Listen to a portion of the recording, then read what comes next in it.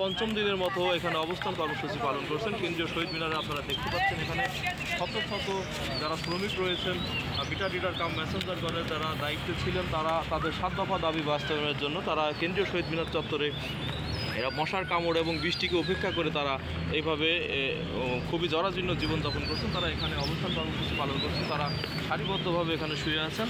তাদের যে দাবি রয়েছে সেই 7 দফা দাবি বাস্তবায়ন না হওয়া পর্যন্ত তারা স্থান ত্যাগ করবেন না। তাদের যে অবস্থান এখানে অবস্থান করছেন, আমি যদি আপনাদেরকে দেখানোর চেষ্টা করি আসলে তারা কীভাবে মানবতর জীবনযাপন করছেন, তবুও তারা অবস্থান কর্মসূচি থেকে বিন্দুমাত্র সরে দাঁড়াননি। তাদের দাবি বাস্তবায়ন না হওয়া পর্যন্ত তারা এখানে অবস্থান করবেন এমনকি জানিয়েছেন এখানে যারা অবস্থান করছেন তাদের প্রতিনিধিগণ। আমরা দেখতে পাচ্ছি এখানে কর্মী রয়েছেন, তারা এখানে অবস্থান কর্মসূচি পালন করছেন। এখানে চাকরিচ্যুত অনেক শ্রমিক রয়েছেন, তারাও কিন্তু এখানে সারিবদ্ধভাবে শুয়ে আছেন। আমরা দেখতে পাচ্ছি যে বিগত 5 দিন যাবৎ তারা এখানে তাদের যে কর্মসূচি সেই কর্মসূচি পালন করে যাচ্ছেন এবং শান্তিপূর্ণভাবে তাদের অবস্থান কর্মসূচি না হওয়া পর্যন্ত তারা এই কেন্দ্রীয় শহীদ মিনার থেকে তারা সরবেন না বলে জানিয়েছেন। আপনারা দেখেছেন আবহাওয়া প্রতিকূল আবহাওয়া উপেক্ষা করে এবং যে বৃষ্টি হচ্ছিল সেই বৃষ্টি উপেক্ষা করেও কিন্তু তারা এখানে অবস্থান কর্মসূচি চালিয়ে যাচ্ছেন। এখানে মশার কামড় উপেক্ষা করে এবং নির্ঘুম রাত্রি যাপন করেও তারা কিন্তু একের পর এক তাদের যে কর্মসূচি সেটি পালন করে যাচ্ছেন। বিগত 5 দিন যাবৎ তারা কিন্তু এখানে রয়েছেন। আমরা দেখতে পাচ্ছি এখানে অনেকেই ঘুমন্ত অবস্থায় আছেন, আবার অনেকে নির্ঘুম অবস্থায় রাত কাটাচ্ছেন। এরা বাংলাদেশের বিভিন্ন জেলা থেকে দূর দূরান্ত থেকে তারা কিন্তু চলে এসেছেন, এখানে এক কাপড়ে অবস্থান করছেন।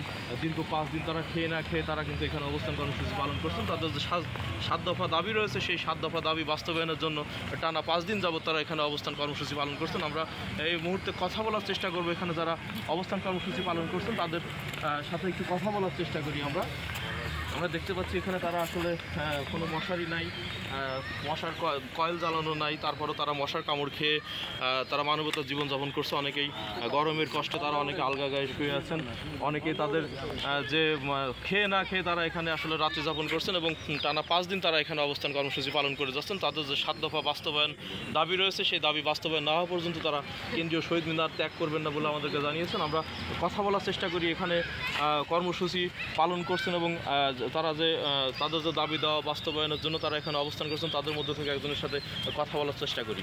আসলে আপনারা কি কারণে এবং কেন টানা 5 দিন এখানে অবস্থান কর্মসূচি পালন করছেন যদি একটু বলেন।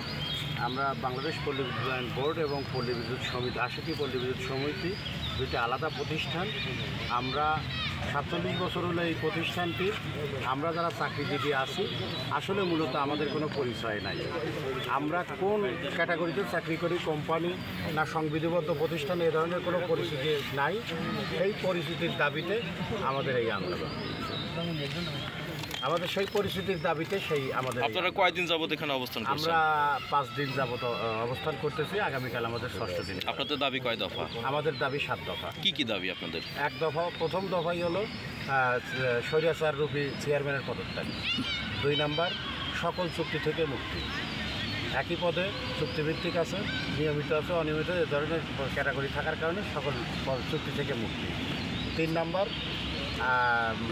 অভিন্ন সার্ভিস কোড, যেটা মন্ত্রী পরিষদ বিভাগ থেকে এই সরকারেরই সিদ্ধান্ত আছে, কিন্তু বিদ্যুৎ বিভাগ সেটা বাস্তবায়ন করতেছে না। পুনর্বিবেচনার জন্য মন্ত্রী পরিষদ বিভাগে প্রেরণ করছে, তা বাস্তবায়নের প্রজ্ঞাপন।